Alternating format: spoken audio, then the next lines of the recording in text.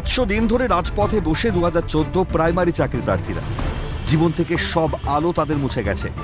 যাদের থাকার কথা ছিল বিদ্যালয়ের মধ্যে, তারা আজ নিয়োগের দাবিতে রাস্তায়।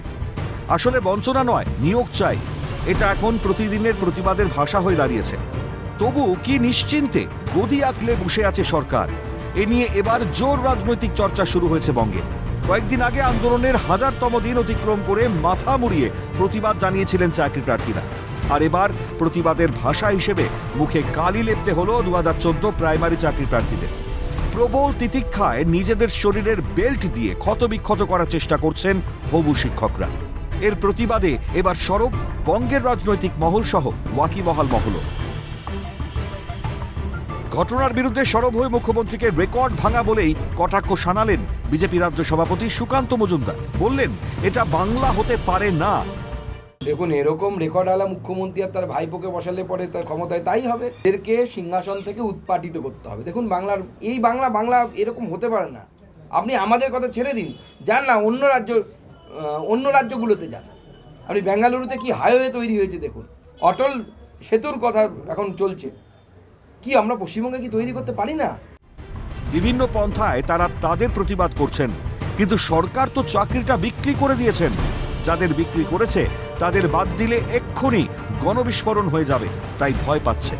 সরকারকে চাচা ছোলা ভাষায় আক্রমণ করলেন বিজেপি মুখপাত্র শ্রমিক ভট্টাচার্য। এই সরকারের কাছ থেকে এরকম মানবিক মুখ প্রত্যাশা করাটাই তো মূর্খামি। আন্দোলন চলছে, প্রতারিত মেধা নিয়ে যাদের আন্দোলন করার, তারা বিভিন্নভাবে, বিভিন্ন পন্থায়, বিভিন্ন রূপে তাদের প্রতিবাদটুকু রেজিস্টার করছেন। কিন্তু এই সরকার তো বিক্রি করে দিয়েছে চাকরিটা। যাদের চাকরি বিক্রি করেছে তাদের তো আর বাদ দিলে এখনই তো গণবিস্ফোরণ হয়ে যাবে। তো সেই জন্য ভয় পাচ্ছেন, তারা আন্দোলন করছেন, তাদের প্রতি আমরা সলিডারিটি এক্সপ্রেস করেছি। কিন্তু আমরা মনে করি না যে এই সরকার এই সমস্যার সমাধান করতে পারবে। এই পশ্চিমবঙ্গে শুধু কতদিন ধর্ণা চলছে, অবস্থান চলছে, আন্দোলন চলছে, এরই রেকর্ড হয়। অন্যদিকে রেকর্ড করতে জানে না এই বাংলা। সরকারকে একহাত নিলেন বিজেপি সাংসদ দিলীপ ঘোষ।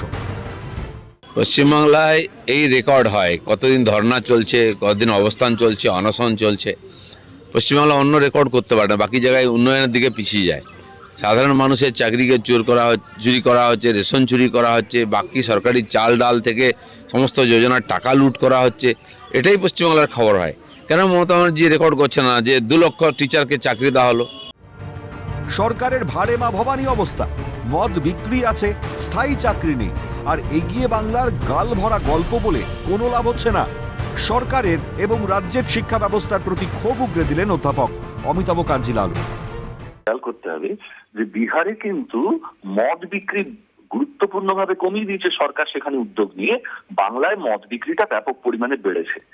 এই গুণগত পার্থক্যটাকে আমাদের মাথায় রাখতে হবে। অর্থাৎ জনগণের জন্য কোনটা মৌলিক প্রয়োজন, সেইখানে সরকার 10 টাকার পাউচ ব্যাগ নাকি মানুষের জীবনের নিরাপত্তা বিধানকারী স্থায়ী চাকরি। এখন প্রশ্নটা হচ্ছে, স্থায়ী চাকরির পদের জন্য জানা গেল কদিন আগে মন্ত্রিসভা 6000 পঞ্চায়েতে 6000 পদের জন্য অনুমোদন দিয়েছে, কিন্তু সেগুলো কোনোটাই স্থায়ী নয়, সবটাই কন্ট্রাকচুয়াল।